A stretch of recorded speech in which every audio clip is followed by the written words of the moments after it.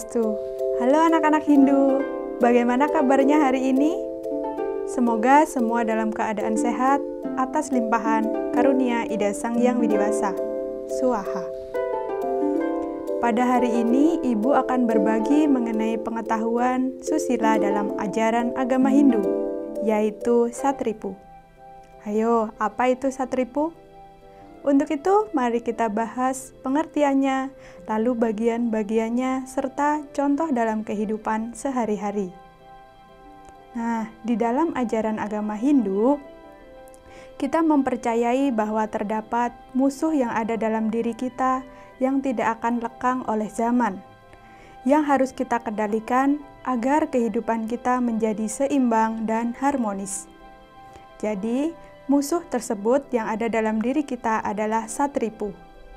Satripu berasal dari bahasa Sangsekerta yang terdiri dari dua kata, yaitu kata Sat yang artinya 6, sedangkan Ripu adalah musuh. Jadi, 6 musuh yang melekat pada diri manusia. Nah, anak-anak, jadi Satripu adalah hal yang harus kita kendalikan. Karena kalau tidak, kita akan terjerumus ke dalam lembah kesengsaraan. Untuk itu, mari kita ketahui dulu bagian-bagian daripada ajaran Satripu. Yang pertama yaitu kama. Kama artinya adalah keinginan atau hawa nafsu. Dalam hal ini, kama diartikan sebagai keinginan yang negatif, yaitu keinginan yang terlalu berlebihan.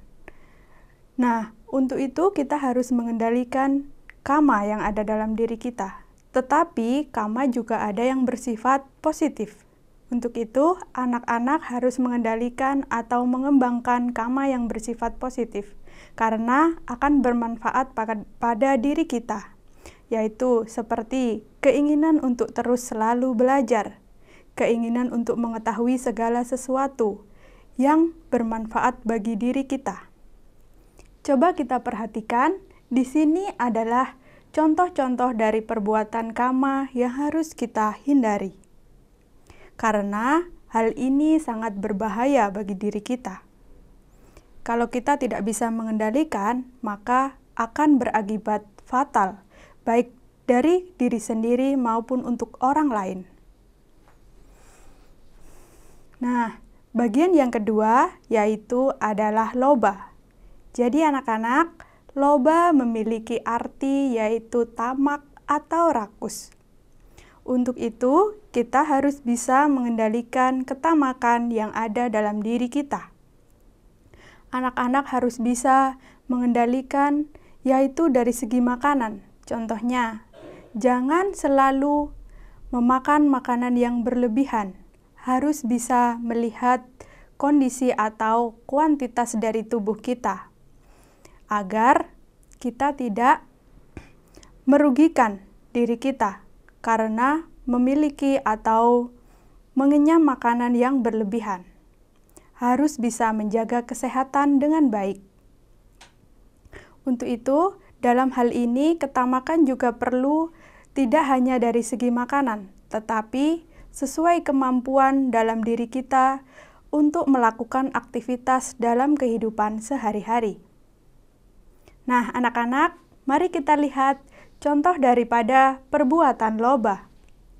Ini adalah contoh-contoh dari perbuatan loba yang harus kita kendalikan agar hidup kita terasa seimbang. Selanjutnya, yaitu bagian yang ketiga. Anak-anak harus ketahui ya, bagian yang ketiga adalah kroda.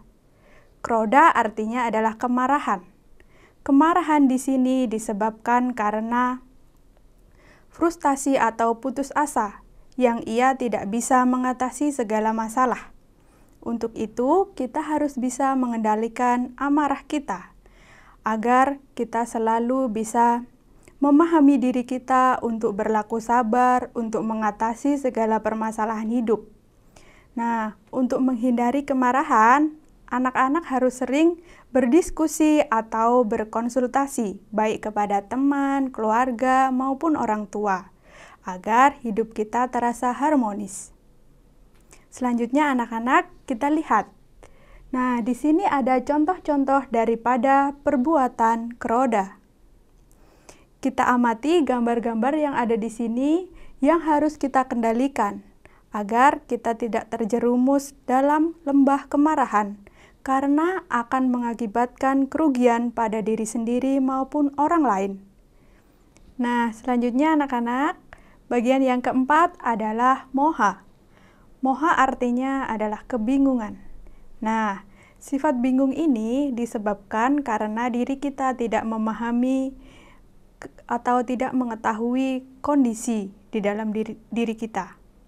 Untuk itu, contohnya yaitu bingung akan keinginan yang terlalu lebih dalam diri kita. Oleh karena itu, kita harus bisa mengendalikan hal tersebut. Nah, agar terhindar dari keinginan yang berlebihan serta tidak menyebabkan kebingungan, kita harus selalu berinteraksi, baik kepada teman maupun keluarga. Coba kita perhatikan. Ini adalah gambar atau contoh-contoh dari perbuatan loba, yaitu terlalu berambisi atau memiliki keinginan yang lebih, sedangkan kita tidak mampu untuk mencapai itu semua. Selanjutnya, yaitu bingung akan ketamakan atau kerakusan. Contohnya yaitu kita ingin memiliki sesuatu yang berlebihan atau mendambakan hal-hal yang lebih yang kita lihat pada diri orang lain. Untuk itu, kita harus mengendalikan hal tersebut dengan cara selalu bersyukur.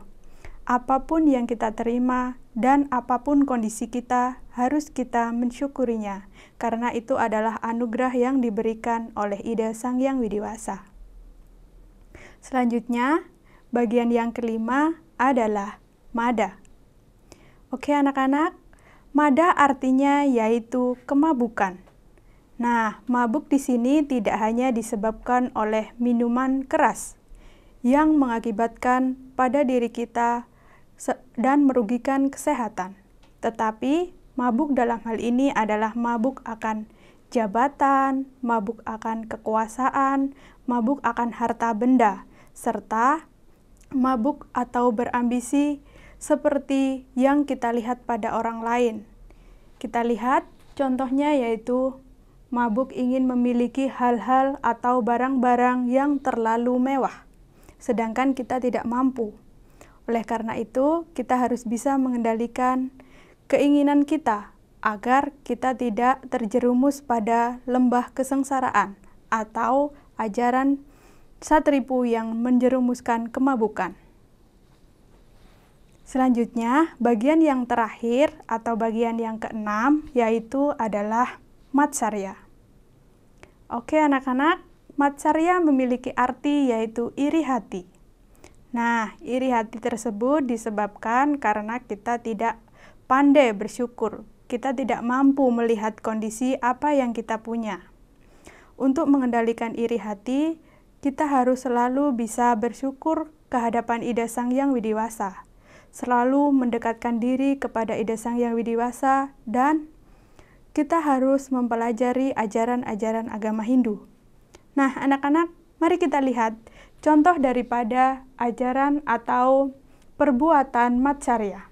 Di sini ada iri hati yang disebabkan karena kecantikan atau ketampanan oleh orang lain, serta iri hati karena orang lain memiliki sesuatu atau barang-barang yang terlalu mewah, sedangkan kita iri hati karena kita tidak bisa atau tidak mampu.